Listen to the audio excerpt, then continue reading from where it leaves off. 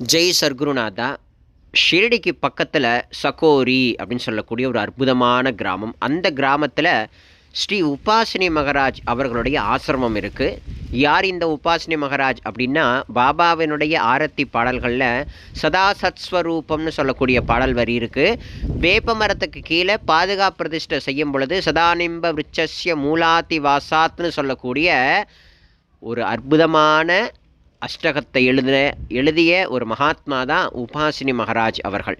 இங்கே அந்த உபாசினி மகராஜ் அவர்களுடைய சமாதி, கோதாவரி மாதாஜி அவருடைய சமாதி, நம்ம பாபாவிற்கு பஞ்சாரத்தி எடுத்தார் தெரியுமா, பாபு சாஹேப் ஜோக், அவருடைய சமாதியும் கூட இந்த இடத்துல தான் இருக்குது. ஷிரடிலேருந்து சரியாக ஒரு 6 கிலோமீட்டர் 7 கிலோமீட்டர் தான் இருக்கும்.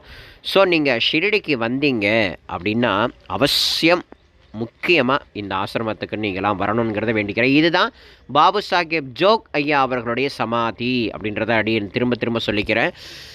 அடியன் கூட வந்த பக்தர்களை இங்கே அழைத்து கொண்டு வந்து அமர வைத்து உபாசினி மகராஜ் அவர்களுடைய பற்றியும் கோதாவரி மாதாஜியை பற்றியும் இங்கே எப்படி பாபு சாஹேப் ஜோக் அவர்கள் வந்தார் அப்படின்றத பற்றியும் இந்த இடத்தினுடைய உயர்ந்ததான விசேஷமான வைபவங்கள் என்னங்கிறத பற்றியெல்லாம் அடியன் சுவாமி கிருப்பையால் வந்த பக்தர்கள் எல்லாருக்குமே சொன்னோம்.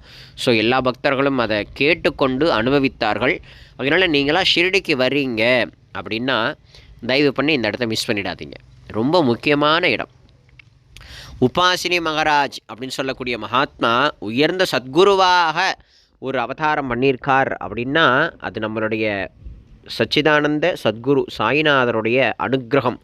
அந்த அனுக்கிரகத்தை பெற்ற முக்தாத்மா, அதாவது முக்தாத்மா மட்டுமல்ல, தன்னை அண்டியவருக்கும் மோட்சம் கொடுக்கக்கூடிய ஒரு முக்தாத்மாவாக பாபா அவர் ஆக்கியிருக்கார். நம்ம பாபா பகவான் பரமாத்மா. ஸோ தன்னை அண்டி வந்த ஒரு ஜீவனை தனக்கு சமமான ஒரு நிலையை ஆக்கி அவரை யார் அண்டுறாங்களோ அவர்களுக்கும் மோட்சத்தை கொடுக்கக்கூடிய அளவுக்கு அவருக்கு ஒரு பரம கிருபை கொடுத்துருக்கார், கோதாவரி மாதாஜிக்கும்.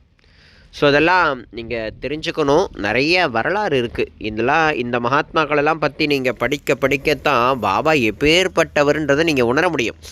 பாபாவை பற்றி பல விஷயங்கள் படிக்கலாம், ஆனால் அடியார்களுடைய வாழ்க்கையில் இந்த மாதிரி மகாத்மாக்களுடைய வாழ்க்கையில் ஏற்பட்ட அனுபவத்தை கேட்டால் தான் பாபா எப்பேற்பட்டவருங்கிற மகத்துவம் புரியுங்கிறத இந்த நேரத்தில் அடியன் தெளிவாக சொல்லிக்கிறேன். அடியார்களை பற்றின விஷயங்களை தெரிஞ்சுக்கத்தான் பகவானான சாய்நாதருடைய மகத்துவத்தை நீங்கள் என்றைக்கும் உணரலான்ங்கிறத இந்த இடத்துல தெளிவுபடுத்துகிறேன். சாய்ராம்.